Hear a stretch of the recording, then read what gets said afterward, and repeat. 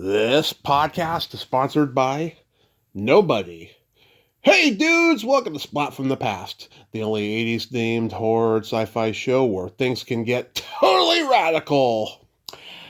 Now today I will be talking to a Bay Area rock legend, and I'm talking about Susie Davis. I've wanted her on the show forever.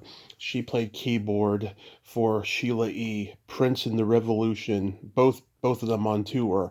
She's played with Billy Idol on tour. She played keyboards in Michael Jackson's Dirty Diana music video.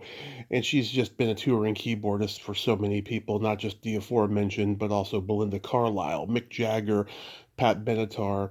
She played on a Hall & Oates album. She played on a Sammy Hagar album. And she's done so much, and it's going to be great to finally have her on. I am so excited. And I forgot to mention, she's the Runaway Bride at the end of Greg Kihn's Jeopardy video, and she's with him throughout the Mario Land of Oz in the Reunited music video. And that's the first time I ever became aware of her as a kid. And this is going to be a great conversation because she's from the Bay Area, and she grew up in the 60s and 70s, and it's just going to be great to, you know, pick her brain about, rock music, the rock scene, and the music that she grew up listening to, and, the music that she played. It's going to be a fantastic conversation, and I am just so blessed. I'm still coming off of that Daniel Richardson interview from earlier because she was just so kind and sweet, and I hope you all enjoyed that interview, and I hope you all enjoyed this interview as well. So yeah, here is my interview with Susie Davis.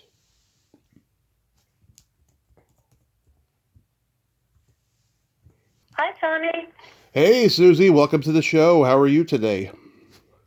I'm good. Oh God, I can't tell you how great this is. Thank you so much for finally doing this. This is fantastic. I'm happy to do it. I hope that I can remember some of the fantastic things that happened to me when I was out on the road with some of those crazy rock stars. Yeah, you worked with the creme de la creme of rock stars. I worked with a few really amazing people, for sure. Yeah. So going back in time, what age did you start gravitating toward music? Oh gosh, from a very, very early age, because my father was a DJ, and by the Hmm. time I was like 13, he'd changed from kind of a middle of the road kind of guy who like smoked cigarillas and went to the dog track to bet on dog races to this total hipster who had taken LSD and smoked pot, and it really transformed him. And so in the 70s, he ended up, we moved to Eugene, and he worked at a freeform radio station where he could play anything he wanted. And at that time, Yeah. my life just became surrounded by music. My house was full of records. And then a few years later, he went to San Francisco and worked at KSAN, which is a very renowned and infamous radio station because it was kind of the first, like, commercial freak radio station, and at Yeah. that time in the 70s it was really the countercultural center of the Bay Area, and so I grew up around that, and I just loved music so much. I just knew I had to be around it in my life. Oh yeah. I mean, you played keyboard, piano, accordion. Have those always been your instruments? Accordion is just lately. The way I play accordion is kind of half-assed because I don't really play the left hand Hmm. because it's like a whole other instrument and it's really hard. But I'm in a band right now with three other accordion players, and we have bass and drums, so nobody needs to play the left hand. So I'm kind of half of an accordion player. Hmm. But yeah, I played keyboards as a teenager and ended up being kind of self-taught because I couldn't find any teachers that would teach me how to play like Dr. John or Leon Russell, which Uh-huh. is the music that I loved. Yeah, so at an early age, I knew I wanted to be around music, and I didn't think I would ever be a very good musician or like good enough to be professional, so for a number of years I worked in radio as a DJ, and they'd always put me on from like midnight to 6 on Saturday and Sunday because of my mellow demeanor on the air. But then radio changed, and there's no place except college stations and a few public stations where DJs can play music they pick themselves. Yeah. So there was no future in that. And meanwhile, I'd been playing in bands, and then finally got a break in 1984. What was Leon Russell and who's the other one? Dr. John. Dr. John. Were they your biggest influences? They were, two of my idols, but I was influenced by everything because I was exposed to so much music, and my dad had this phenomenal record library in our house, just a couple thousand records at least, and I could just go and just listen to records all the time. So I always loved soul, blues, rhythm and blues, Ray Charles, Stevie Wonder. I was madly in love with Stevie Wonder. Yeah. Were you into Rod Argent? Rod Argent. Well, I remember Hold Your Head Up High. Hold Your Head Up. I know. Yeah. Yeah, that's all I know from Argent. That's a great one. Well, they did God Gave Rock and Roll to You long before Kiss did. Oh, that's right. That's a good track. Yeah. And of course, there was Little Richard, Billy Joel, Elton John, all the piano guys. Yeah. Oh, yeah. Jerry Lee Lewis, who married his cousin. Yeah. Yeah. Do you remember the first album like you ever bought or was given to you? Well, I never had to buy records because in the 70s, record companies would give my dad,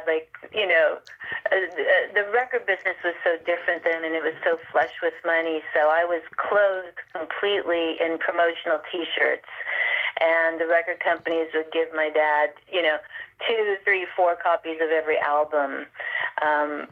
So we had as much music as we wanted at home. Mm-hmm. What did you ask me, though? I spaced out. Oh, the first album. The first album, right. Well, I just remember being a little kid, and I think I was in 5th grade, and my dad played Abbey Road for me, and I really related to it in a deep way for the first time because they had 2 songs that were obviously written for children on it, Octopus's Garden and Maxwell's Silver Hammer. Yeah. So that was the first record that I was music is really cool, and I guess I was about 10 then. That was their last consistently good album, I think. Let It Be has some good stuff here and there, and of course there's 2 different versions of the album, but Abbey Road is so great. You Got to Carry That Weight is on there too. That's a good one. Yeah. How about your first concert that I attended? Yeah. Oh yeah, I think it was the Doobie Brothers at a baseball stadium in Portland, or baseball arena in Portland. Love it. I thought you were going to say Tower of Power because there's that story about you streaking on stage. Oh yeah, well that was a few years later, but that was what year was that? It must have been early 70s, and streaking had become this huge fad, and I was really drawn to the freak culture. I'd read Electric Kool-Aid Acid Test and Fear and Loathing in Las Vegas, and I was surrounded by all these just freak drug addict crazy creative people at the radio station. Yeah. And so I was just I have to streak, and I have to do it soon because I could just tell it was this fad that was going to just come and go. So I took a while to figure out how to have a streak of note because it felt important for me to do this. So I decided that there was a cool jazz festival at the Oakland Coliseum, and I decided that would be it. And I I went with a boyfriend who had a car because I was only 15 at the time, and it took a lot of courage to strip down to just undies. I kept my undies on. I guess I couldn't quite do the full streak, but threw my coat off, ran out on the grass, and it was soaking wet from being watered, so I just promptly slipped and slid on my ass, and a security guard caught me and carried me back up into the bleachers. And it was a great moment because it was a soul festival, so the audience was mostly black people, and everybody stood up and cheered and clapped and high-fived me, and they just loved that this crazy-ass white woman had just taken off all of her clothes and run across the field. I love it. I love it. That's hilarious. Were you hanging out at like Winterland back in the day?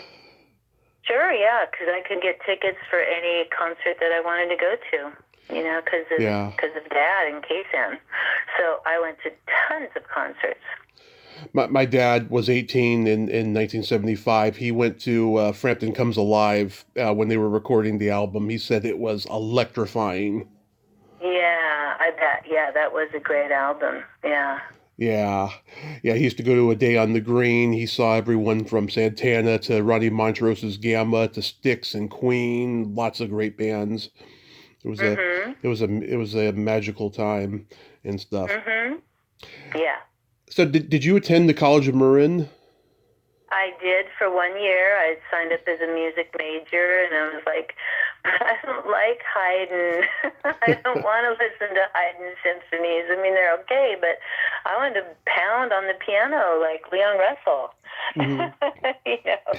So I quit and joined a band and just started gigging in bands, you know, and so that was about 76, 77, and then by 84, I got a chance to audition for Sheila E, and she hired me for her touring band. So that was when I started touring professionally.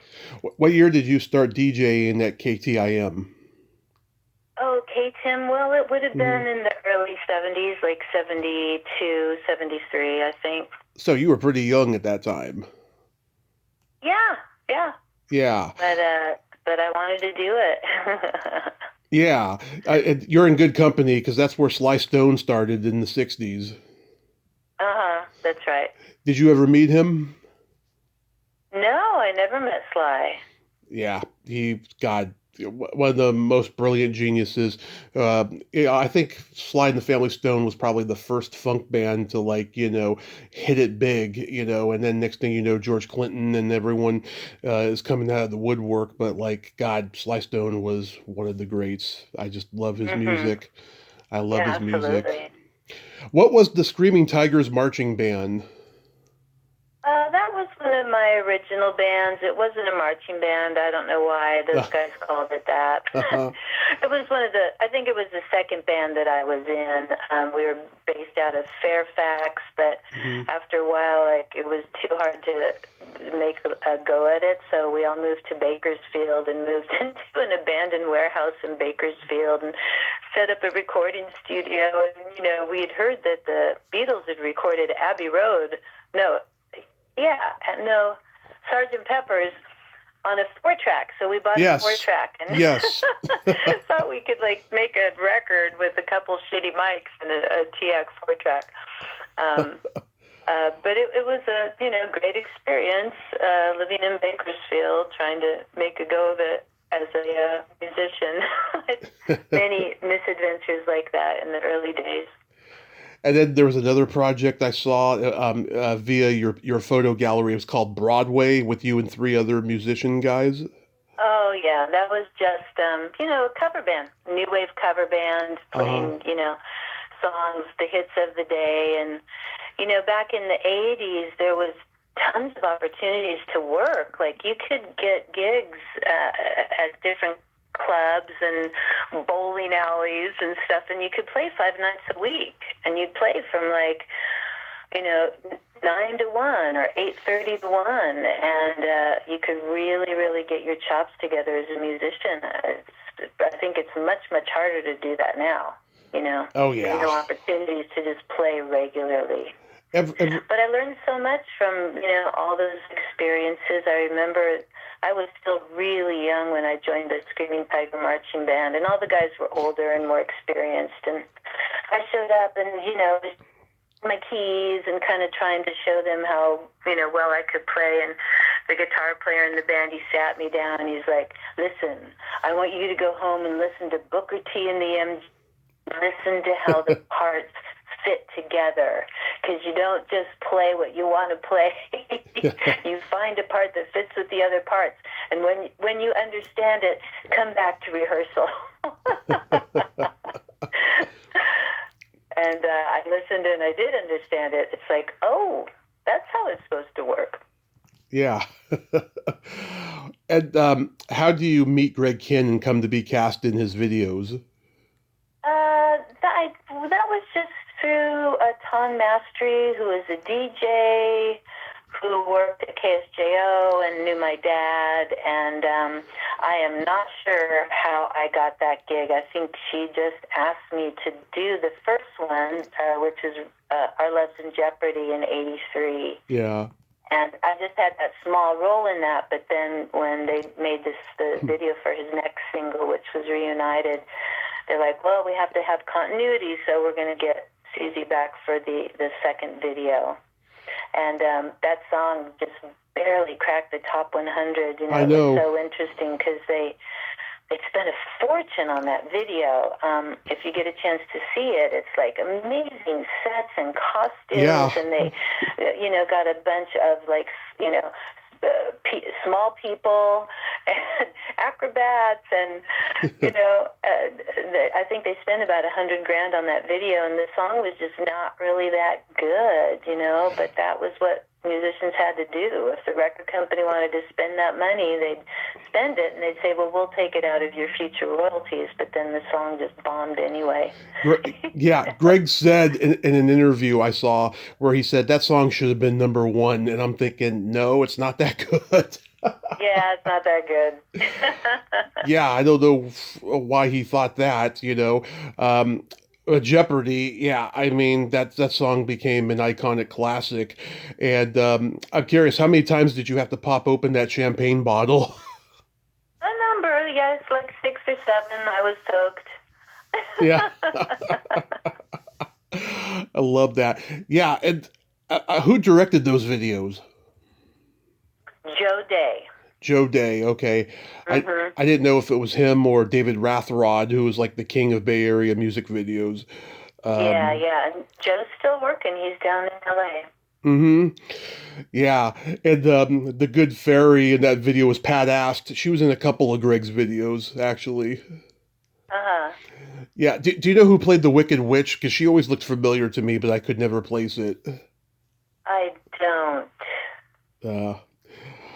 Do you remember Greg's guitarist, Greg Douglas? Uh-huh, sure. Yeah, I talked to him a couple of years ago. Oh my God, his story about how he got fired from the band is hilarious. He was doing drugs at that time, and he had like 2 strikes, and then the 3rd strike came. They were making the video for Good Girls Won't Leave the Boys Alone, and they're in a high school gym, and they're eating craft services for lunch, and he let a really bad fart slip, and that was the final straw. Greg was like, come on, man, use your common sense. And he fired him. Oh, my God. Wow. I was on the floor laughing when he told that story. I was like, wow, that's all it took for him to get fired. But yeah, Greg was a genius in his music. Like, I mean, yeah, it was rooted in power pop, but he also did folk rock, and Jeopardy is a little funky, and he was just a genius. Like, did you stay in touch with him until his passing? No, we just worked together on the video. Oh, okay. We just kissed in the video, not in real life. Yeah. Yeah. I used to listen to his radio show when my dad would take me to school in the morning and stuff. I didn't agree with his politics, but he was a force of nature and just a musical genius. So underrated. So you get together with Sheila E. And was touring with her a lot of fun? She seems like she's very humble, and obviously she's so talented. Well, it was a lot of things. It was fun for sure. She had put together an incredible group of people. The guys were just so fun to be with, and of course we were all young and just super excited to be out there. But she was also incredibly disciplined, and for us to get ready for the Purple Rain tour, she made us rehearse 12 hours a day, like 6 days a week, because I don't know, if you go online, you can see our performance at the American Music Awards. We performed Glamorous Life. Yeah. And we did all this really tight choreography as well as sing and play, and it really did take a long time to put an entire show that tight together. You know, it was so fun to do, but she really worked us. And then, you know, she took her cues from Prince, who also was incredibly disciplined and was very strict, you know, on tour. Like, you know, if we were late for lobby call, we'd get our paycheck docked. You know, you would never dare drink alcohol or smoke pot or do anything like that when you were in a rehearsal. Oh, yeah. Prince would just fire people if he smelled alcohol on their breath. And you know, I witnessed him just, like, shame the people in his band if they made a mistake, and he'd do it on stage, you know. Just, you know, somebody'd fuck up, and he'd go, I got another $50. Yeah, I've talked to Dr. Fink and this other band member from the early years, Gail Chapman, and yeah, he was, you know, a strange genius of epic proportions, it sounds like, you know. Yeah, and one of my favorite cult movies growing up was Crush Groove. My brother, who's 9 years older than me, had it on tape, and I would steal it when he wasn't home and watch it because it was rated R. And this was like from the age of 7 through 10 or whatever. And I just loved that movie. What was it like being on set? Oh gosh, it was interesting, you know, because it was mostly, you know, rappers and that set, and then here come all these, like, you know, Bay Area white people. Yeah.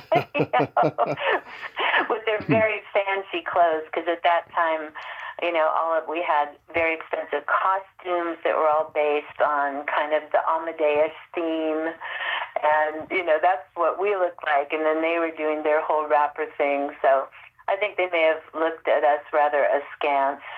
Yeah. But I do remember filming the video for Holly Rock, the song Holly Rock. You know, when we would do a lip sync, you know, I would always try and replicate the keyboard parts on the record. Just so, you know, if there was ever a close-up on my hands, it would look like I was actually playing the part, even though we're just playing to the record, you know. But Prince came and was standing off to the side of the stage and was watching us. And when I came off, he just smilingly said to me, you made a mistake there. Yeah. Because he's saying that I didn't copy the part on the lip sync perfectly, and he was just fucking with me. Yeah. And in the movie, you have a really cool keyboard. It was one of those keyboards that you could carry like a guitar. What were those things called? God, was that a guitar? I don't remember really. I played one of those in the Billy Idol band too. Yeah, those things were cool. I remember one of Robert Palmer's girls in the Addicted to Love video had one. Yeah, those things were pretty cool. Yeah, and you got to go with her on Saturday Night Live when Chevy Chase hosted. Anything stand out about that? No, I can't remember anything specific about that. It's always at the beginning of my touring days. We would have experiences like we got to attend the Grammys, you know, or the American Music Awards and sit in the audience, and I would just look all around me and it'd be like, oh my God, there's famous people here. Oh my God, it's Hall & Oates. Oh my God, it's Billy Joel. Oh my God, it's the Pointer Sisters. And at first, we are the world. Being around famous people is just very like, oh my God, they're actually really human. And it's very educational because then you're like, oh, yeah, they're actually just really human. That's what I've learned the last 9 years I've had a podcast. They're human. They're just people. Yeah. Yeah. Yeah, that was the night of We Are the World. That's so cool. Yeah, that you got to be there. Mhm. It's Mhm. stuff. Yeah. Um, yeah, I can't tell you how many times I rented that Prince and the Revolution concert video growing up. It was like mandatory viewing for Prince fans. It's fucking awesome. Uh-huh. To this day, Yeah. I watch it and it's still fucking awesome. You know, Yeah. was that tour grueling? Well, gosh, I don't know. Every tour is grueling. Yeah. But we were young and we were willing to work hard, and there was a lot of pressure on us to really, rise to the challenge of it. Like one thing that Sheila made us do was we had to look good whenever we were in public, which included if we had to wake up at 4 a.m. to get to the airport and we're hanging around the airport. She wanted us, kind of dressed, and she wanted us with makeup and hair on. She didn't want us in PJs and looking like we just dragged ourselves out of bed. So there were many days where I would do my makeup 3 times, maybe even 4 times, because when we went to sound check, she'd want us to look good in case there were TV cameras. And then before the gig, and then, of course, after the gig, you've sweated it all off, but there would be some after party, so we'd have to, do hair and makeup again. So there was that kind of pressure, and but I just couldn't call it a grind. It was too much fun and too exciting. Yeah. I have some tours that were grinds. Yeah. And you got bit by her dog, right? I did. Yeah, she asked me to feed her dog when she went on vacation, and I went over there, and it was a dog that Prince had given her. Prince had this tendency to do that.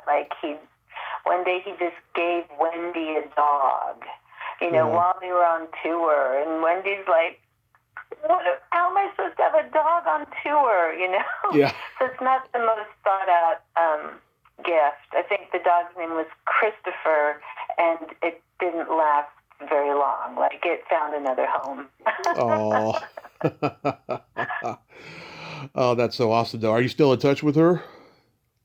With Sheila, every once in a while, yeah. She won a Grammy. I think it was this year, right? I believe Maybe it was, I believe so. Yeah, like last year. Maybe Yeah. at the end of last year. But anyway, I wrote to her to congratulate her because I'm so impressed and proud that she's still out there and just doing it and touring and putting bands together and, super powerful woman, a lot of life force there. And I just, so every once in a while we talk. About 11 years ago, she was playing the San Mateo County Fair. I wanted to go see her, and I was staying with somebody at the time. I was going through some hard times and stuff. She actually went to go see Sheila E. because she actually knows the Escovedo family. She's not a musician herself, but she happens to know the Escovedo family. I was like, damn it, I wish you had told me. I would have gone with you, because she got to go backstage and talk with her and stuff. I'm like, damn it. Yeah. Oh, well. So how was the Billy Idol experience? Pretty interesting. I had toured with Prince and Sheila for a full. Well, I was with Sheila for 2 years.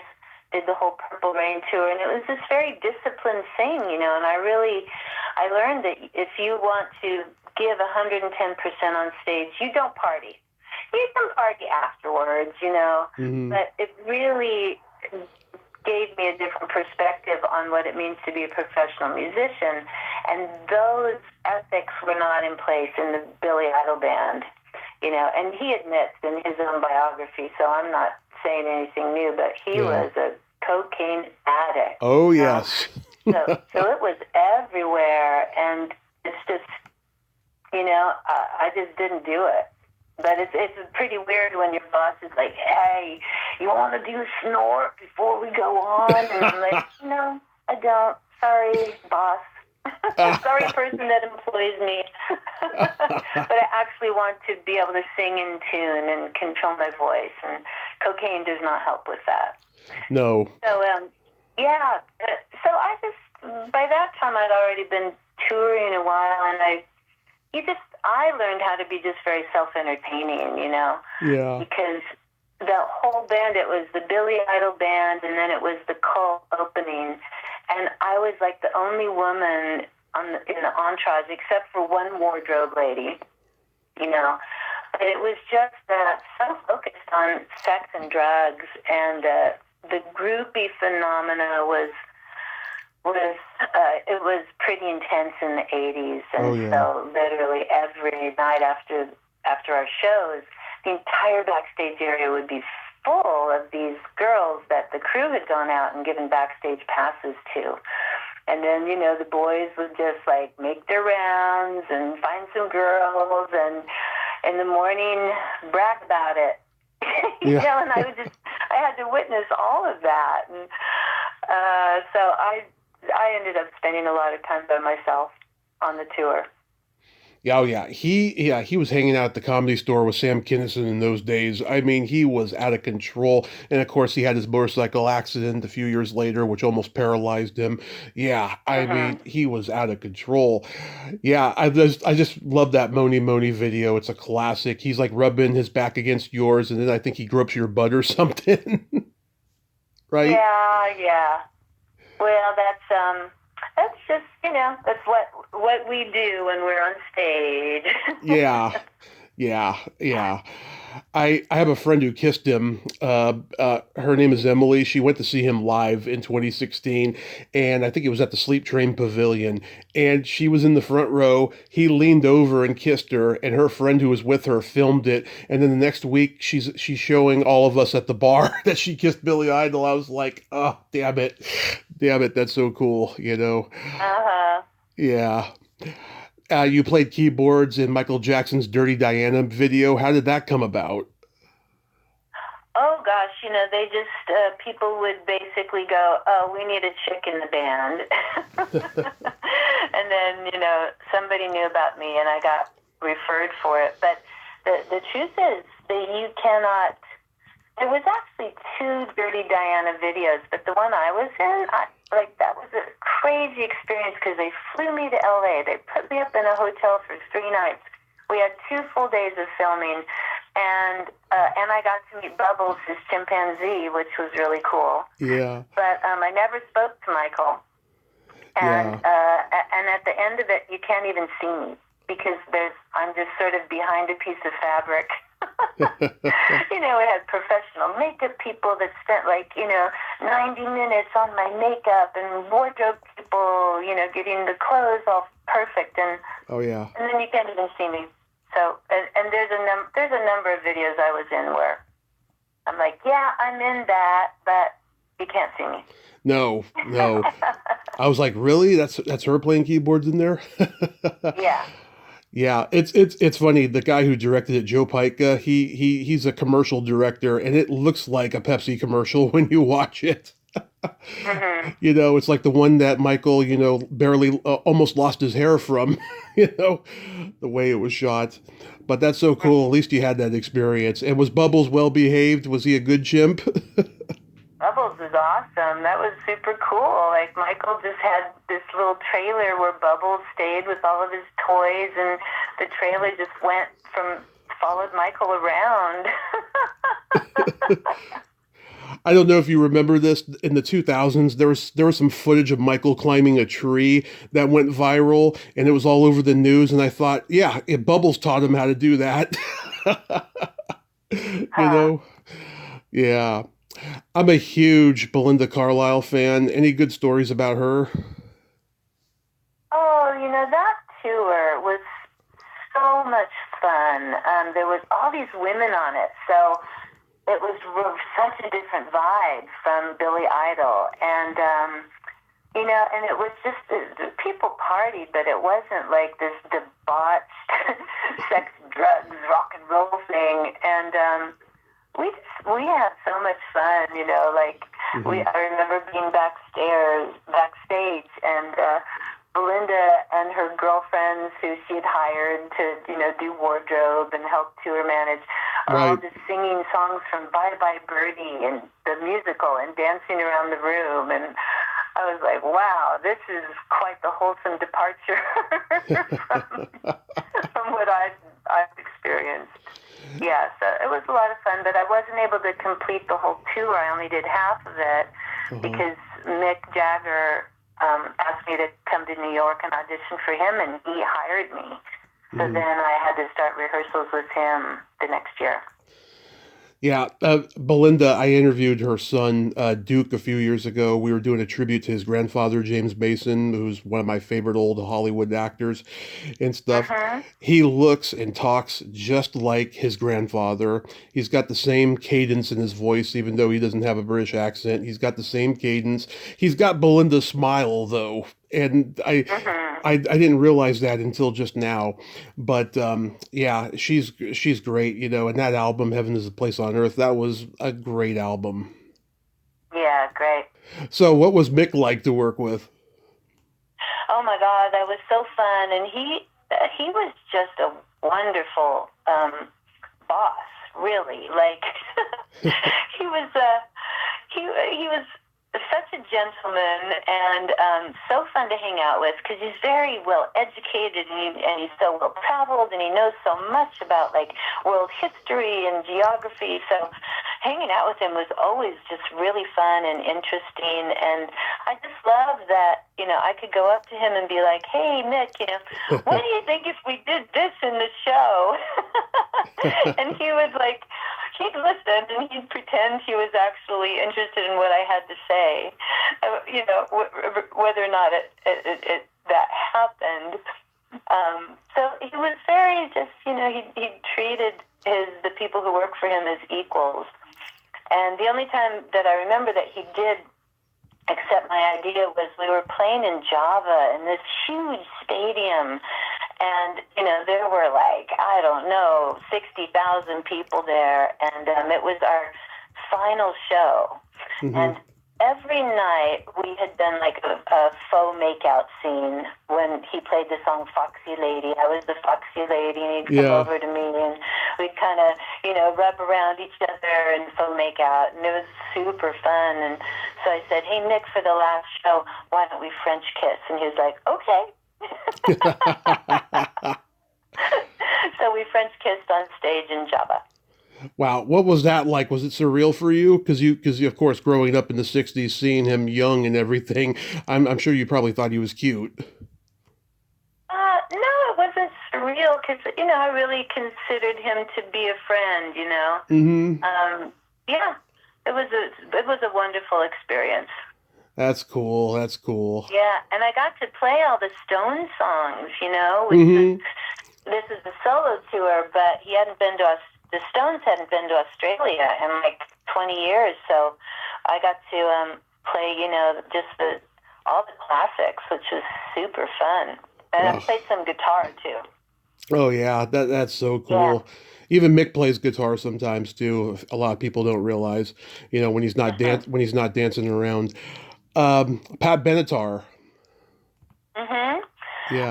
Yeah, gosh, I did 3 summer tours with Pat, and and she's a real family girl. So she's she has a bus with her husband Neil, and then she brought her 2 daughters along with them. And Pat, here's the big secret about Pat. She tours with her own washer and dryer in a road case because she's very fastidious and has to be able to do her own laundry. That's so awesome. Yeah. I'm a big fan of hers. It's funny. She said that she wasn't going to do "Hit Me with Your Best Shot" anymore because of the macho landscape that we're living in now. But I'm looking at her set list and I'm thinking, how come she doesn't do "Treat Me Right"? That would be a better substitute in this landscape, right? Oh, right, yeah. Yeah. I thought that was interesting, but. Yeah, she's awesome. You played on Sammy Hagar and Friends, that album. You played on Ramblin' Gamblin' Man, which was awesome, by the way. How did you get that? Did you know Sammy already? I knew his producer, John Cuniberti, and And I think at the time Sammy was kind of contemplating getting a keyboard player for his band, so they wanted to. John recommended me, and so just had me come in and play on a session and sing some vocals. And Sammy was so sweet. He's like, yeah, I should add a keyboard player, but that would just mean more rehearsals. So I don't know. so he never did. That's a shame. I know that would have been fun. That was a good cut of Ramblin' Gamblin' Man, I thought. Yeah. Mm. Remember that first Montrose album back in '73? That was just a powerhouse album. Oh, sure, yeah. With Rock Candy on it. Rock Candy, Bad Motor Scooter, Space Station Number 5. God, great album. It was lightning in a bottle. It was called the first American heavy metal record, and I can't think of another that wasn't. It was so good. How did Tight Pajamas come about? Oh gosh, that's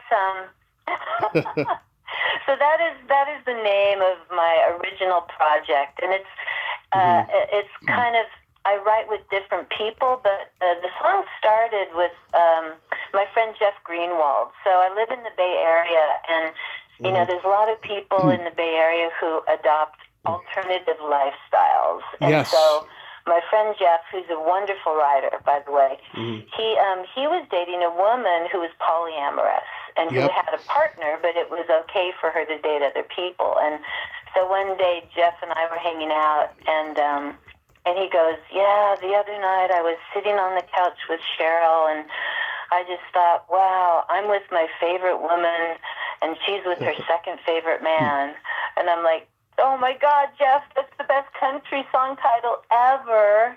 And so we just started writing the lyrics on the napkin, and we like ordered more sake, and we wrote the song. And I took the lyrics home, and I wrote the music, and then I produced the record. And then I'm like, we have to make a video. And I'm like, well, I don't really know how to use the video software on my computer, but I can make a photo montage. And so there's a very funny photo montage of the song Second Favorite Man, which is the world's first pro-polyamory country song. Yes, I loved it. I loved Ain't No Swinging at the Nudist Resort, because this is personal, but I'm a swinger. I've been in 2 open relationships, and I used to hang out at the nude beach. So I thank you for the satire. Oh, my pleasure. When I write, I like to write about things that have not been written about. I just can't sit down and write another song about I love him and he left me and woe is me. I just can't do it. So that's why. Did you see the Krampus O Krampus video? No, I didn't. Okay, so I think that's the most recent one I did. Oh, it's not even on my discography.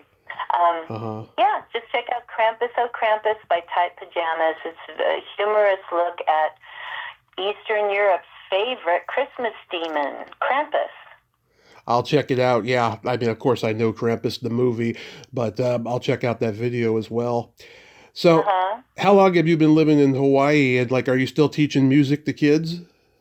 I'm still teaching music to kids, and my husband and I bought a place on the northern tip of the Big Island about 4 years ago. We came over here and just fell in love with it, and we bought a funky old house, so we've been coming over here for about 3 months at a time and working on it and fixing it up. And when I'm over here, I teach my lessons remotely.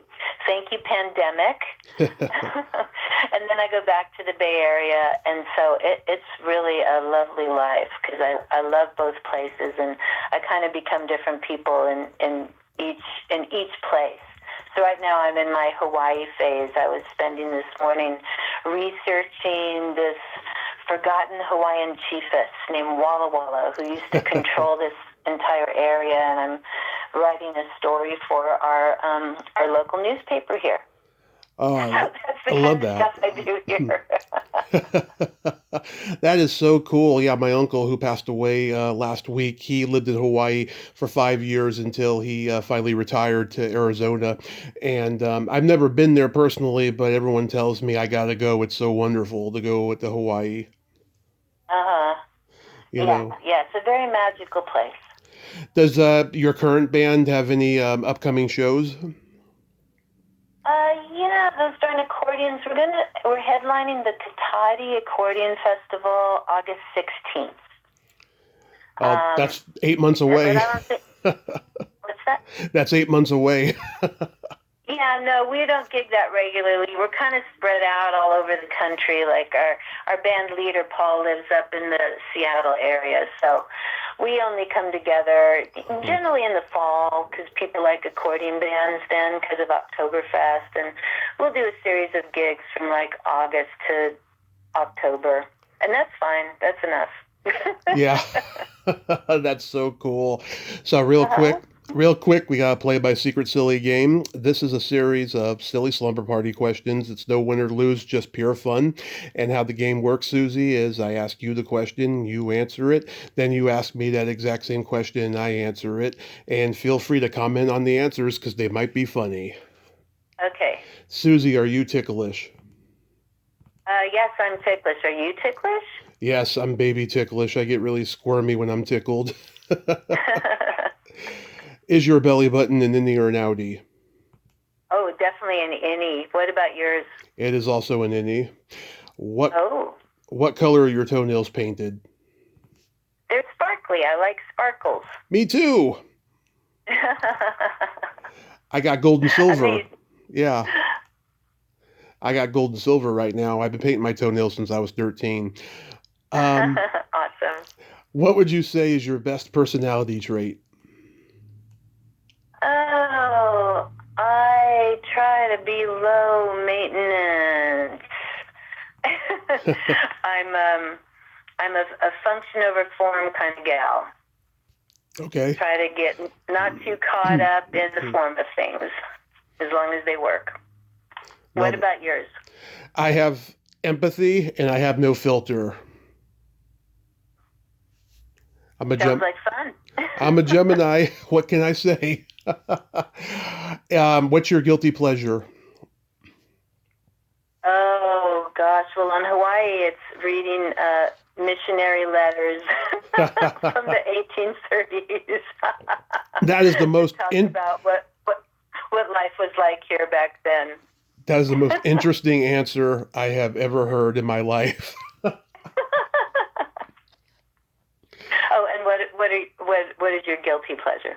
Eating pizza and watching a raunchy sex comedy movie. Nice. Yes. If you could have anything named after you, what would it be? Anything named after me? Yeah. Oh, I cannot think of a thing. Not like a keyboard? Really Not like a keyboard or something? No, not like a keyboard or something.